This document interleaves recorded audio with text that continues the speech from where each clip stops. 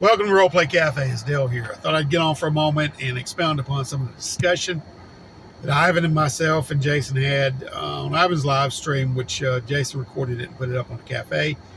If you're so inclined or curious enough to watch, the topic was in character play from our definitions of, and expressions of, and experience with in character play. The whole ball of wax. Okay.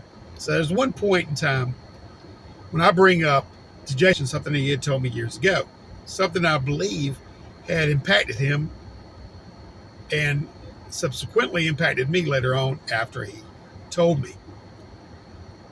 It was a situation, and it's recounted, Jason recounts it in the video, of when he was running his newly minted Marine brother through 007. And it was a situation where his brother's character was in a elevator with an NPC and have you that he needed to get information from. Jason prompted a roll. The roll failed, and then his brother trumped that by narrative agency description and pulled out the gun and shot the NPC in the foot. Now, this took Jason aback. Honestly, it would have. He was 10 years old, right? And I think maybe anybody. What do you do here in this moment? Well, that's what intrigued me when I first heard it. Where does agency and description that you lend to the player, where does that trump the game system, mechanically speaking?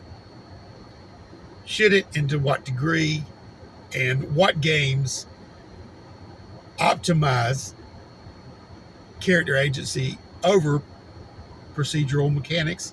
Or are they games that reach that sweet spot of harm too?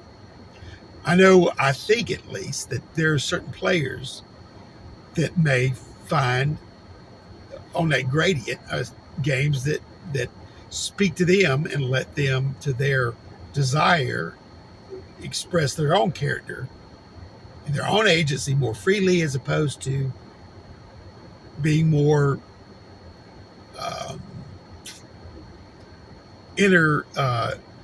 interactive with procedural mechanics. So I guess my question is, where do you fall in that? I know for me, it took me down a long road of delving into in-character play, which eventually culminated in Dark Age of Man.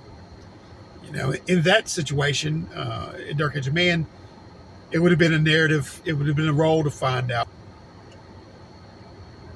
Say your intent, you want to pull out the gun to shoot the guy in the foot, and let's see how this goes. You roll 1d12, find out if it's to your detriment or if it's to your benefit. To your detriment, maybe you wasn't quick enough. Maybe the guy throat chops you. You hit the back of the elevator and slide down as he pulls up the gun, and then he has you in his sight, your own gun. Or maybe you do. So let's see how it proceeds. That's the way Dark Age of Man handles it, right? It keeps the narrative flow going. That is what I've tried to explore and what I've tried to examine as far as where I prefer to be. I can play in either place, and Lord knows my history is very procedurally and mechanically dependent in the gameplay. In my experiences for most of my career in games.